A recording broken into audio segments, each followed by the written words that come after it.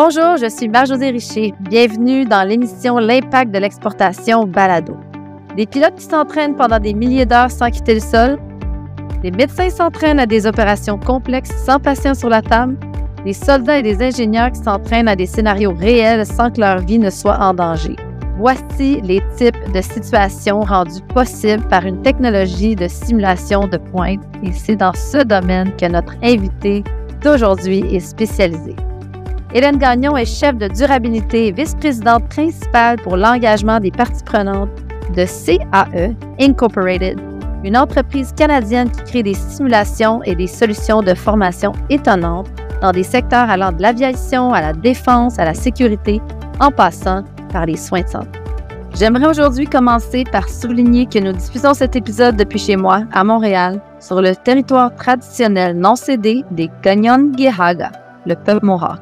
Nous tenons à prendre le temps d'honorer nos communautés autochtones où que nous soyons et nous rappeler notre dette commune envers les premiers peuples du Canada. Né en 1947, CAE est devenu un géant mondial avec des activités et des installations dans 35 pays. La plupart de ses clients se trouvent à l'étranger, ce qui signifie que c'est comment relever les défis et saisir les opportunités du commerce international. Vous voulez connaître leurs secrets, alors restez à l'écoute avec mon entretien hors du commun avec Hélène. Bonjour Hélène. Bonjour Marie-Josée. Alors, je dois dire d'emblée qu'en faisant mes recherches là, sur votre site web, c'est une technologie qui, je pense, va vraiment me sécuriser. J'ai maintenant peur en avion. Alors, je vais pouvoir te rassurer parce que, en fait, peu importe où tu voyages dans le monde, peu importe dans n'importe quel pays et région éloignée, les chances sont extrêmement élevées que les pilotes aient été formés sur des simulateurs de vol conçus, fabriqués ici à Montréal ou dans l'un de nos centres de formation, puis ils sont reformés comme ça à chaque 6 mois à pratiquer des scénarios difficiles pour éviter et pour être prêts si jamais il arrive une situation inattendue et être capable de réagir avec sang-froid parce que ça ne sera pas inattendu pour eux, pour elles, parce qu'ils l'auront déjà pratiqué maintes et maintes fois dans le simulateur. Alors, je te rassure, tu devrais être rassuré.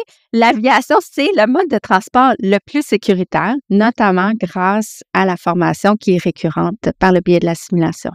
Je suis rassurée, je vais essayer de l'être en plein vol, mais comme on le sait, souvent ces peurs-là sont irrationnelles et ils se sont développés à travers le temps. Je les avais pas jeunes, mais là, je les ai maintenant. Mais on a touché un peu là, aux grandes lignes de l'entreprise, donc qui serait l'aviation, mais peut-être en tes mots, qu'est-ce que CAE fait? On a parlé de simulation, de formation, mais quel type de service vous offrez là, en général? En fait, pour rendre ça vraiment simple, là, on est là pour rendre le monde plus sécuritaire. Puis dans le fond, quand tu nous as dit que tu avais une peur puis tu te sentais pas en sécurité, bien nous, on travaille exactement à éviter ça. Donc nous, on est là vraiment pour aider les personnes qui occupent ce qu'on appelle des fonctions critiques, là, avec tout le savoir-faire et les solutions nécessaires pour rendre le monde plus sécuritaire. Donc ça veut dire faire de la formation par le biais de la simulation, notamment en simulateur de vol, pour les pilotes d'avion, donc les pilotes de ligne, mais aussi les pilotes des avions d'affaires. Ça veut dire entraîner nos forces de défense des pays alliés, non seulement au niveau de la simulation, mais sur des avions, des bateaux et tout ça, pour être capable de pratiquer des scénarios difficiles, puis d'être capable à faire face à leur mission le moment venu. Puis ça veut dire aider le personnel de santé à se préparer à pratiquer des opérations avant de les faire sur nos êtres chers pour être sûr qu'il n'y a pas d'erreur, dans le fond, humaine. Donc, c'est ce qu'on fait. Donc, la simulation, c'est de la technologie. Dans le fond, nous, on est dans la réalité virtuelle, la réalité augmentée, alors que tout le monde, c'est un peu à la mode maintenant, mais nous, on est là-dedans depuis 75 ans. Là. Donc, pour nous, c'est pas nouveau, c'est vraiment au cœur de ce qu'on fait. Donc, on est vraiment une entreprise de haute technologie qui utilise ça pour aider la formation et aussi le soutien opérationnel. Donc, vous rapprochez un peu les mondes numériques des mondes physiques, finalement. Bien, en fait, on doit rapprocher le monde réel par un monde numérique. Donc, on numérise, si on veut, tout ce qui se passe dans le réel pour permettre cette formation-là. Donc, oui, on rapproche le monde réel et numérique pour aider les gens à se préparer au moment qui compte le plus. Donc, si j'ai bien compris, environ 90% de vos revenus proviennent de l'extérieur du Canada, hein? Oui. Quelle est l'importance pour vous de faire des affaires au Canada pour votre modèle? Bien, en fait, nous, on est une entreprise canadienne. Notre siège social est ici. Donc, quand je disais que nos simulateurs de vol sont conçus et fabriqués ici à Montréal, donc ici au Canada, c'est important parce que toute la recherche et développement est beaucoup faite ici pour l'instant là, au Canada. Mais le marché canadien en termes de vente, il n'est pas très grand. Donc, c'est pour ça qu'on a seulement 10 de nos revenus qui proviennent du marché canadien. Donc, oui, c'est important d'être ici. C'est ici que sont nos racines. Mais en même temps, c'est très important pour nous d'être présents partout à l'étranger. Donc, vous êtes peu représenté ici, surreprésenté à l'extérieur. Qu'est-ce qui fait que les entreprises ou les différents gouvernements étrangers vous font confiance? En fait, c'est les clients qui nous font confiance. Okay? Parce que nous, notre modèle d'affaires, c'est d'être près de nos clients. Donc, près des lignes aériennes, près des forces alliées, près des pilotes d'avions d'affaires. Donc, je te donne des exemples. Récemment, dans la dernière année, on a annoncé un nouveau centre de formation avec Qantas en Australie. Donc, c'est Qantas qui est venu nous voir puis a dit, OK, on va faire la formation ensemble de tous nos pilotes. Encore plus récemment, on a annoncé l'ouverture d'un nouveau centre de formation avec Aegean Airlines, qui est la plus grande ligne aérienne en Grèce. Donc, on va ouvrir un nouveau centre à Athènes. Au niveau des avions d'affaires, là, on a annoncé un nouveau centre à Savannah, en Géorgie, puis à Las Vegas, sur la côte ouest américaine. Et encore plus récemment, on vient d'annoncer qu'un nouveau centre va ouvrir à Vienne, en Autriche. Encore là, pour être près des clients.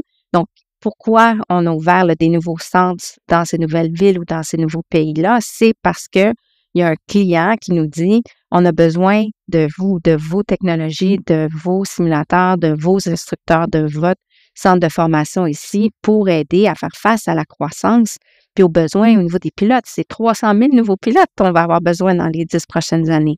Ça, c'est sans compter toute la formation récurrente pour s'assurer que tout le monde se sent toujours en sécurité quand on prend l'avion. Donc, il faut être près des clients. C'est comme ça qu'on fait nos choix. C'est pas juste de façon arbitraire. On décide pas d'aller ouvrir un nouveau centre de formation en Autriche ou en Grèce parce que ce sont des destinations qui nous plairaient, par exemple. C'est vraiment parce qu'il y a des clients qui sont là, puis la localisation est vraiment choisie avec nos clients. Donc, les clients vous approchent. Est-ce que vous démarchez des marchés justement de façon stratégique? C'est quoi vos principaux marchés? Est-ce que vous allez, disons, vous dites, OK, ce territoire-là, on veut être en croissance, disons, en Asie versus en Europe, ou c'est vraiment à la demande des clients que vous vous adaptez? En fait, peut-être pour vous donner une idée, là, on s'est dit 10 de nos revenus viennent d'ici du Canada.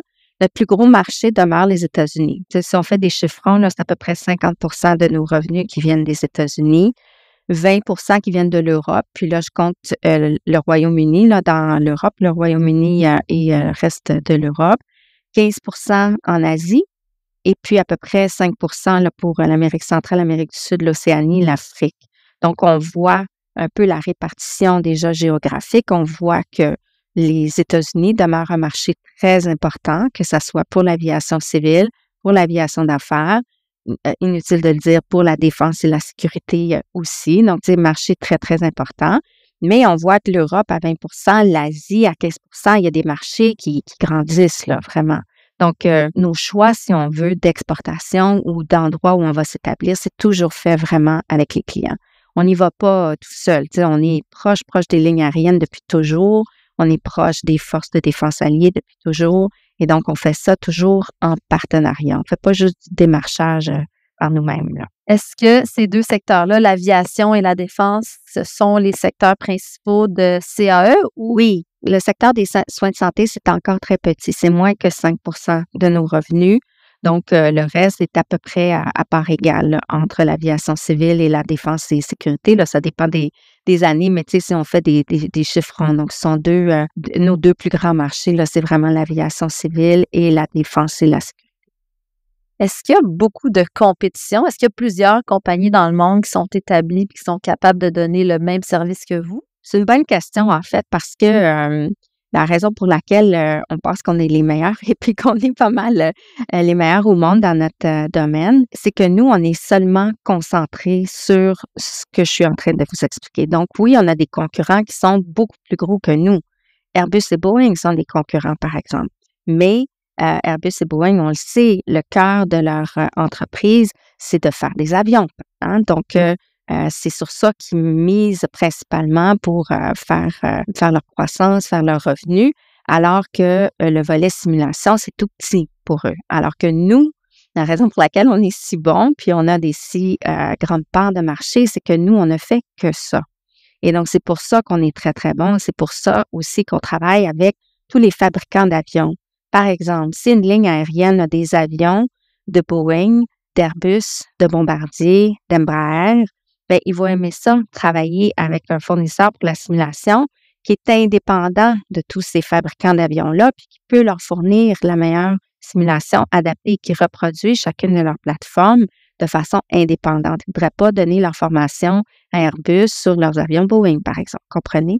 Fait que donc, ça fait en sorte que ça nous place très bien, si on veut, par rapport à nos concurrents. Fait que oui, il y a beaucoup de concurrence. Mais c'est juste que nous, on est vraiment spécialisés dans ce qu'on fait, puis c'est pour ça qu'on est extrêmement bien positionnés au niveau concurrentiel. Puis, il y a combien d'employés en tout chez CAE? On est 13 000. 13 000 employés. Maintenant, on est rendu dans 40 pays. On a 200 sites, mais on est principalement au Canada et aux États-Unis en termes de nombre d'employés. Même si on a beaucoup, beaucoup de sites, un centre de formation, des fois, ça peut être 5, 10, 15 personnes, 20 personnes, mais ce ne sont pas nécessairement des grands sites où si on a 5, 10, 15, 20 personnes sur une base militaire en Allemagne ou dans un autre pays, tout ça. Donc, on a beaucoup de sites comme ça, mais on a vraiment une concentration d'employés à Montréal, à travers le Canada et à travers les États-Unis. Donc, toute entreprise là, qui fait affaire à l'échelle internationale est confrontée à un certain degré de risque, hein, on le sait. Mm-hmm. Comment vous identifiez, comment vous évaluez les risques auxquels vous pourriez être confronté là, en pénétrant un nouveau marché? Comme toutes les entreprises, là, on a une façon d'évaluer nos risques, puis c'est assez structuré, là, mais si on garde ça simple, c'est sûr qu'il y a des risques financiers, hein, donc au départ. Et puis, je dirais que sur ça, EDC, Export Développement Canada, nous aide à minimiser un peu les risques financiers. Donc, EDC va être là parfois pour financer certains de nos clients. Donc, je sais qu'ils ont offert du financement pour un client pour l'achat d'un simulateur au Cambodge, par exemple, ou qui nous ont accordé des prêts pour la construction de certains simulateurs pour notre centre de formation au Vietnam. Donc, tu sais, dans certains pays où notre présence est encore plus limitée, EDC peut nous aider à minimiser certains risques financiers. Fait qu'il y a des risques financiers, naturellement, à s'installer dans certains pays. Il y a des risques géopolitiques. Hein, on peut se douter aussi de s'assurer qu'on est présent dans les bons pays au bon moment. Mais encore là, c'est de travailler en partenariat. On ne travaille jamais seul. On est toujours là pour répondre à des besoins de clients. Donc, on est toujours près de lignes aériennes, d'opérateurs, d'avions d'affaires, de forces de défense alliées. Donc, les choix et tout ça, la façon d'évaluer les risques, c'est fait de façon conjointe. Dans le domaine de la défense et de la sécurité, bien sûr, il y a des contraintes au niveau du contrôle à l'exportation, des risques au niveau de la cybersécurité, bon, tout ça. Donc, ce sont des risques qu'on est à même de gérer parce qu'on travaille en partenariat avec nos clients. Vous exercez vos activités dans un grand nombre de pays avec des cultures différentes. Est-ce qu'il y a des défis majeurs, justement, en termes d'environnement, de société, de gouvernance, auxquels vous devez faire face là, et trouver des solutions? En fait, nous, comme on est là pour rendre le monde plus sécuritaire, on dit qu'on a un but qui est très noble. Tu sais, quand on parle de développement durable, puis moi, je suis la chef de la direction du développement durable, donc ce qu'on fait, dans le fond, comme mission, c'est au cœur du développement durable, c'est de s'assurer qu'on a un but au-delà d'avoir de la croissance, puis de faire en sorte qu'on a des revenus, des profits et tout ça. On a un impact positif sur la société en rendant le monde plus sécuritaire. Donc, oui, on a une gouvernance autour de tout ça, puis on a des plans très ambitieux. On est devenu carboneutre depuis l'année 2020. Pendant la pandémie, je pourrais vous expliquer un peu tout ce qu'on a fait quand on a perdu tous nos revenus, puis qu'on s'est transformé rapidement pour fabriquer des respirateurs pour aider la société alors qu'on n'avait jamais fait ça auparavant.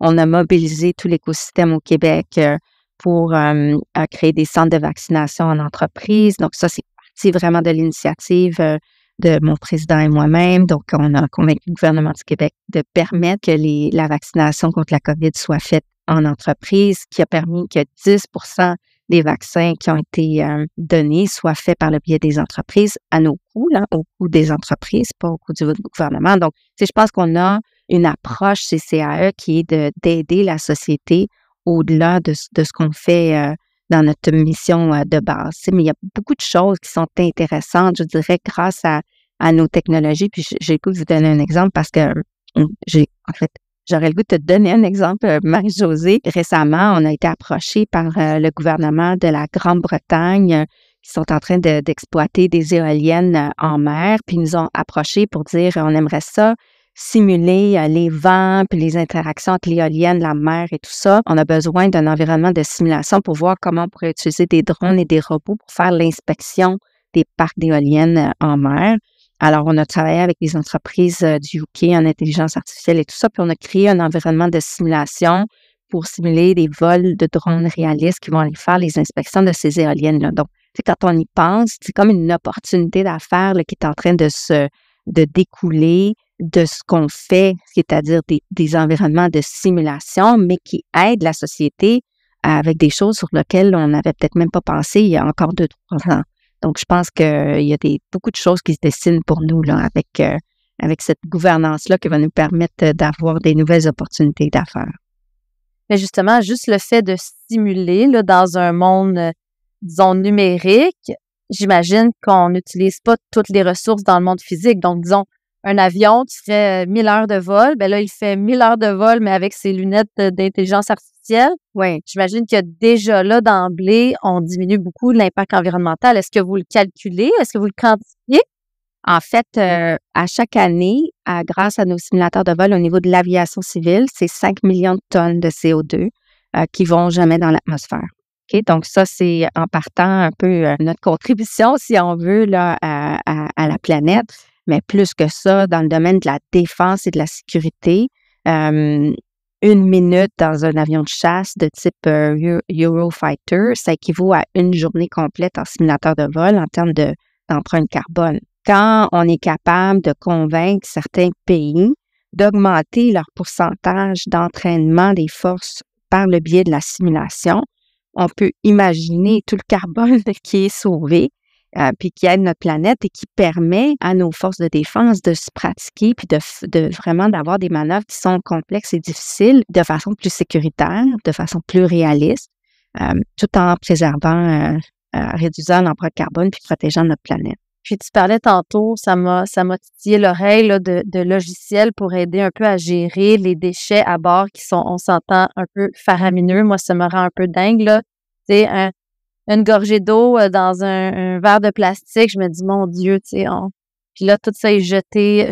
Espèce d'usage unique, là, un peu cette philosophie-là qui est à bord. Donc, vous êtes en train de créer certains logiciels pour essayer de mieux gérer le déchet? Oui, c'est d'optimiser ce qui est vraiment requis en termes de nourriture en fonction des personnes qui sont là. Donc, c'est de l'optimisation en fonction du nombre de personnes, des gens qui sont là, d'où ils arrivent, où est-ce qu'ils s'en vont et tout ça. Donc, s'assure qu'il y a juste les bonnes quantités pour, dans le fond, réduire les déchets. Donc, on parle d'optimisation de la nourriture, mais optimisation des vols aussi, en optimisant le plan de vol pour éviter qu'on utilise du carburant pour rien, dans le fond, là. Vous accordez, là, je pense, la priorité à la collaboration avec plusieurs fournisseurs, avec des fournisseurs diversifiés. Donc, de façon générale, comment travaillez-vous avec vos fournisseurs? Bien, en fait, on est aussi fort que le plus faible de nos fournisseurs. Hein. C'est ça, une compagnie, parce que on a tous besoin de pièces, de services et tout ça. Donc, on travaille en étroite collaboration avec nos fournisseurs qu'on considère nos partenaires. Mais quand on pense au développement durable puis à l'action climatique, on sait qu'on est tous interreliés. Nos émissions directes sont les émissions indirectes de quelqu'un d'autre.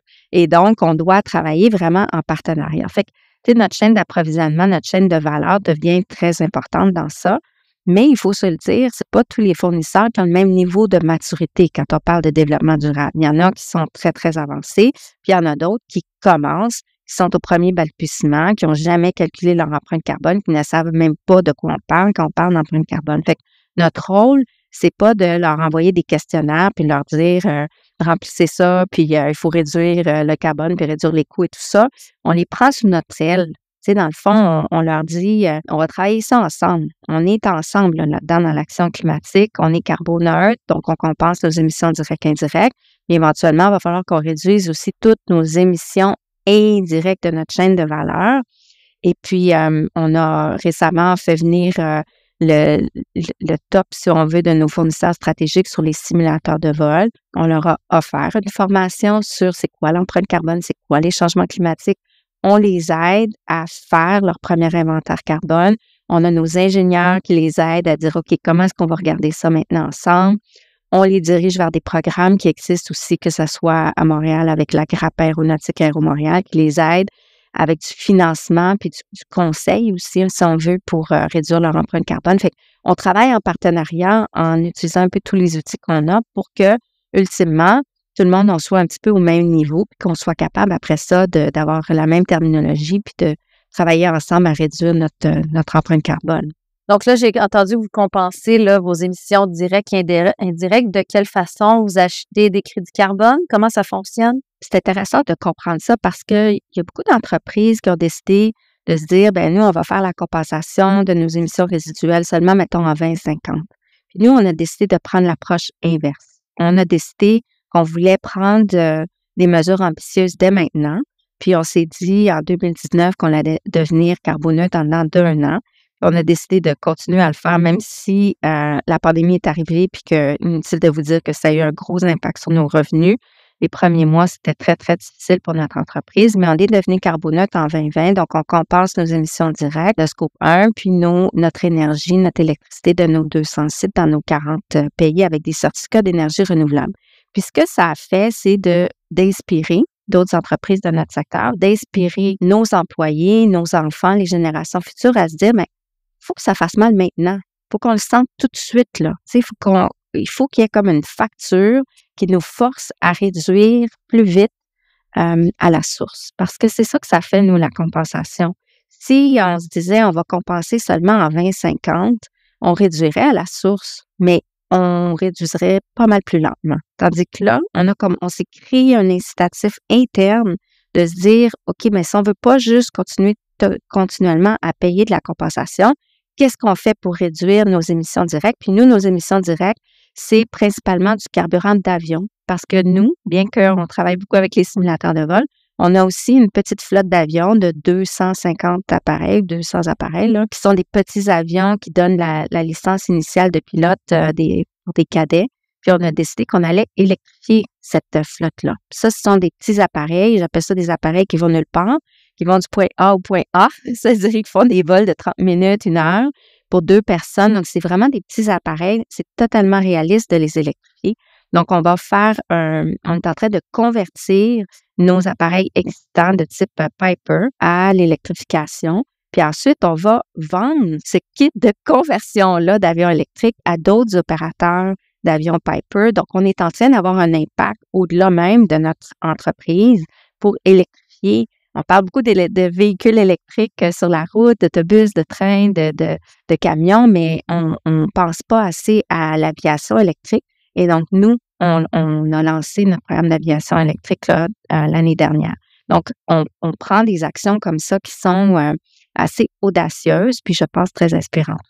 À quel moment la flotte, justement, de ces 250 appareils-là va être électrifiée au complet? Bien, on a dit qu'on allait convertir au moins 80 de ces appareils-là. Donc, c'est commencé. Et puis, ça fait déjà 1 an qu'on travaille sur ça. Donc, ça va prendre encore quelques années. Il y a toute une logistique puis une infrastructure autour à s'assurer que le curriculum de formation est fait, la conversion est faite, qu'on a les charges, les stations de recharge qui sont là disponibles aux aéroports où on opère, que c'est approuvé et certifié par les autorités réglementaires. Donc, ça prend quand même quelques années, mais on ne parle pas de décennies, là, on parle de quelques années. Puis donc, ça, c'est un type d'électrification, mais on est aussi en train de travailler avec toute la nouvelle industrie qui s'appelle la mobilité aérienne avancée. Quand on parle de taxi aérien, CAE est vraiment au cœur de ça parce que c'est toute une nouvelle, ça va tout être électrique, ces véhicules-là. Puis tous les fabricants de ces nouveaux véhicules aériens-là nous parlent. Ils ont besoin de pilotes qui vont être formés de façon différente, pas nécessairement avec les types de simulateurs de vol qu'on a. On est en train de concevoir des nouveaux types de simulateurs pour former ces pilotes-là.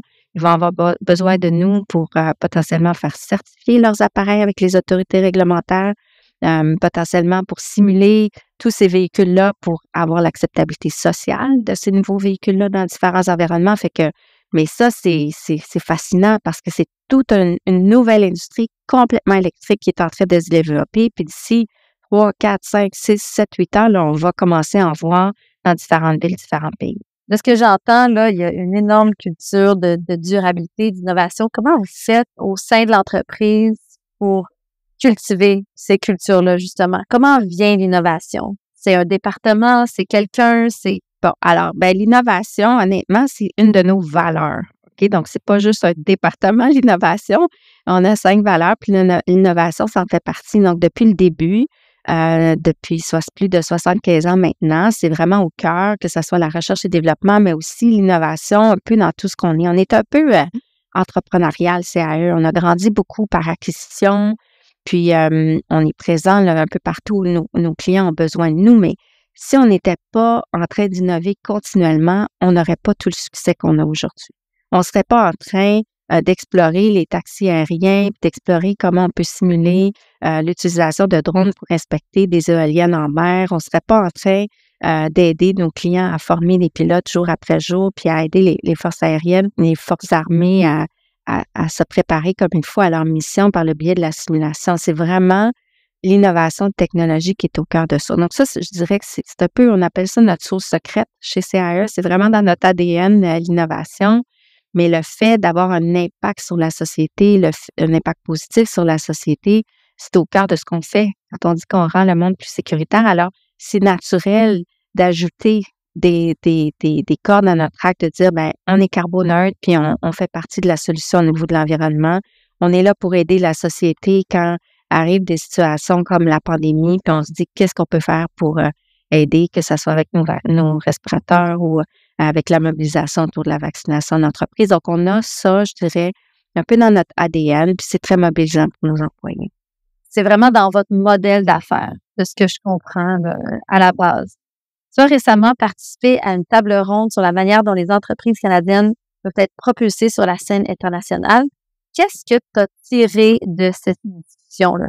En fait, je pense que ce qu'il faut se dire comme entreprise canadienne, c'est que le marché du Canada n'est pas nécessairement un grand marché ici. Et donc, il ne faut pas avoir peur d'oser puis de se positionner à l'international. Tu sais, si CAE, on vendait seulement au Canada, ce serait seulement 10 des revenus qu'on fait. Donc, au lieu d'être une entreprise de plus de 4 milliards de dollars, on serait une entreprise de 400 millions. Tu sais, donc, je pense que le fait de se propulser à l'international puis se dire quand on a les technologies, qu'on a les bonnes valeurs, on peut oser aller dans les marchés étrangers, puis il faut le faire si on veut viser plus de croissance parce que le marché du Canada n'est pas nécessairement un grand marché pour plusieurs entreprises, en tout cas dans le secteur aéronautique, dans le secteur de la défense, c'est certainement pas un marché d'envergure.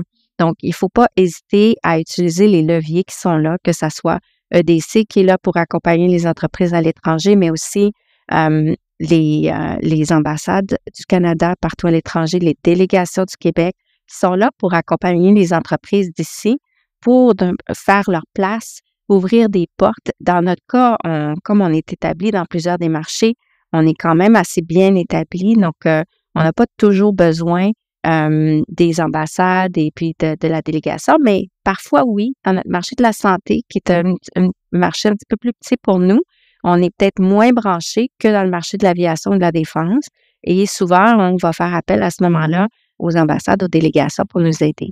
Donc, je pense qu'il ne faut pas hésiter à utiliser les leviers qui sont là pour nous aider, pour nous propulser à l'international. Puis, au départ, quand CAE, bon là, ça fait plusieurs années que vous êtes en affaires, mais au départ, quand CAE a voulu exporter, est-ce que c'était par acquisition que ça a été une des clés pour vous faire entrer dans des nouveaux marchés? En fait, on a vendu des premiers simulateurs en Europe. Donc, on a commencé. En fait, on est une entreprise qui, au départ, était beaucoup une entreprise de produits, donc de simulateurs de vol. On a fait toutes sortes d'autres produits, là, même si on ramène ça peut-être aux produits phares, là, qui étaient les simulateurs de vol.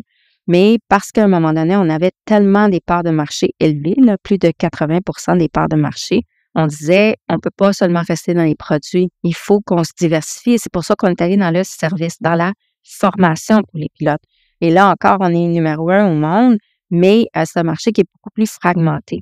Et là, maintenant, on se diversifie vers les services qui sont plus seulement les services de formation, mais dans les services adjacents, avec des solutions logicielles pour les lignes aériennes. Donc, tout ça, ça nous a amené à nous diversifier. Fait qu'au départ, ça a commencé par des exportations de produits dans différents marchés étrangers, mais éventuellement, oui, quand c'est diversifié au niveau du service, d'abord pour la formation des pilotes, on a fait des acquisitions de certains centres de formation pour s'assurer qu'on avait des sites un peu partout près des clients. Parce que comme les pilotes sont recertifiés à chaque 6 mois, les lignes aériennes ne veulent pas perdre leurs pilotes pendant 3 semaines, une semaine de voyagement, une semaine de formation, une semaine de voyagement. Tu sais, il faut que ça soit proche là, pour qu'ils puissent être recertifiés rapidement puis retourner au travail.